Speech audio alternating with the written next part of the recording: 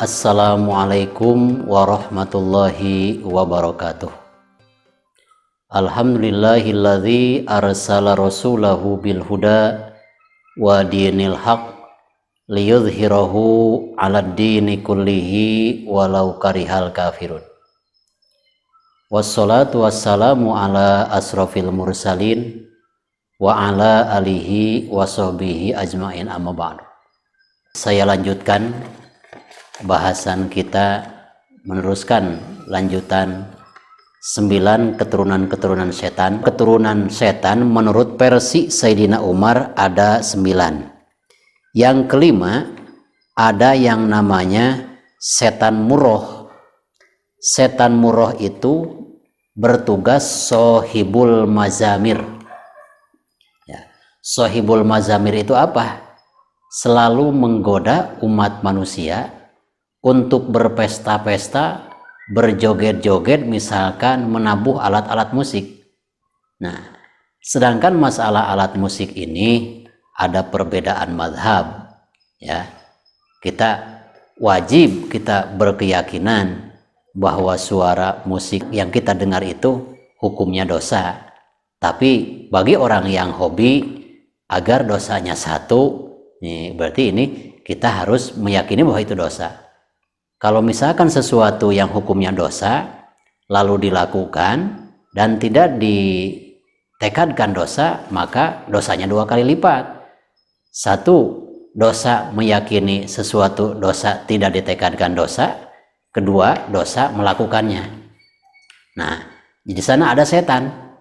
Kan ketika kita mendengar musik, Masya Allah, hampir-hampir kita lupa kepada Allah. Ingat, biasanya orang yang suka joget-joget itu menikmati alat musik yang sangat menggoda. Maka dalam hadis lain, dalam kitab Kifayatul Akhyar, barang siapa yang suka misalkan mendengarkan alat musik ya, sambil melupakan Allah, maka di hari kiamat nanti telinganya ya, akan dicucuri oleh air timah. Nah, jadi setan yang namanya setan murroh itu menggoda manusia untuk lupa kepada Allah, untuk merasa enak. Semakin lupa kepada Allah karena mendengarkan alat musik, itu digoda oleh setan yang namanya setan murroh. Ada lagi yang keenam, ada yang namanya setan lakus. Setan lakus ini yang suka menggoda agama Majusi. Agama Majusi itu berkeyakinan bahwa api adalah Tuhan mereka. Ya. Kenapa mereka meyakini api sebagai Tuhan? Karena pandangan mereka api bisa membakar segalanya. Tapi perlu kita ingat bahwa ada sesuatu yang bisa mengalahkan api, yaitu air. Masa Tuhan takut dengan air? Masa Tuhan padam dengan air? Maka itu adalah api, makhluk ciptaan Allah. Tidak layak untuk disembah. Tapi masih banyak aja orang-orang yang misalkan menghidupkan, menyulut api untuk disembah. Itulah dulunya itu adalah agama Majusi yang digebar-geborkan semangatnya itu oleh setan lakus. Selanjutnya yang ketujuh ada yang namanya setan masud. Setan masud itu sohibul ahbaril kadhibah. Ya, yang suka menyebarkan hoak, berita bohong. Kadang-kadang kan kita zaman sekarang, zaman modern ini, berita yang kita tangkap itu dengan 1 detik, 1 menit bisa sampai ke tangan kita. Dulu kalau kita mau membaca berita bohong ataupun berita benar, harus beli koran, harus punya TV misalkan. Sekarang mah Masya Allah, ya, berita itu sangat cepat, lebih cepat kan daripada TV, channel TV. Karena apa? Ada medsos sekarang. Maka ketika ada dalam medsos kita dikirim berita yang belum tentu kebenarannya, lalu kita menyebarkannya, itu berarti setan yang namanya masud sangat bergembira. Sukseslah tugas saya, kata setan masud. Karena apa? Mereka yang menyebarkan berita-berita bohong. Naudzubillah, summa naudzubillahi min dzalik. Dan perlu kita ketahui, apabila misalkan kita berbohong dan disebarkan kebohongan kita, misalkan kita berbohong, mulut kita itu bau menurut malaikat Raqib dan Atid, maka jangan sekali-kali kita berbohong dan kebohongan berita kita itu disebarkan kepada yang lain. Masya Allah, itu merupakan suatu kemenangan bagi setan masud.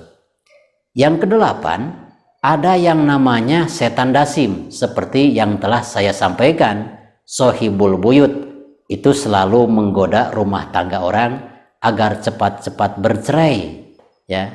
Yang kesembilan, yang terakhir, keturunan-keturunan setan, ada yang namanya setan walhan.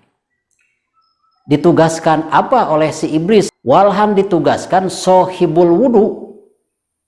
Ketika kita dalam wudu, supaya lupa baca bismillah, supaya tidak misalkan bagus dalam mencuci tangan, mencuci kaki, mengusap misalkan kepala, itu supaya wudu kita tidak sempurna, digoda oleh setan yang bernama setan walhan. Maka hati-hati ya.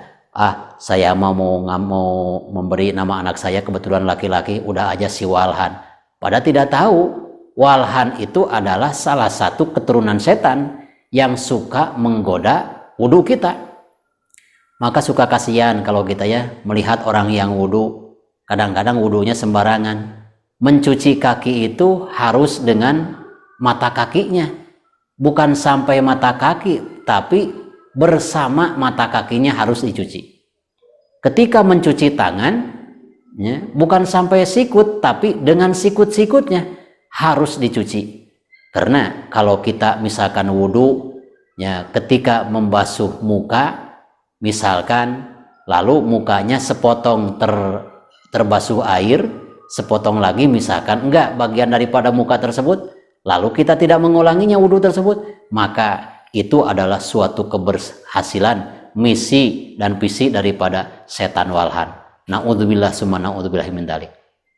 Dan kita disunatkan supaya dijauhkan dari godaan setan walhan yang selalu menggoda dalam wudhu kita. Dalam kitab Adzkar Nawawiyah ada bacaan yang sunat dibaca dalam wudhu. Ketika misalkan kita mencuci tangan sebelum berkumur, itu hukumnya sunat.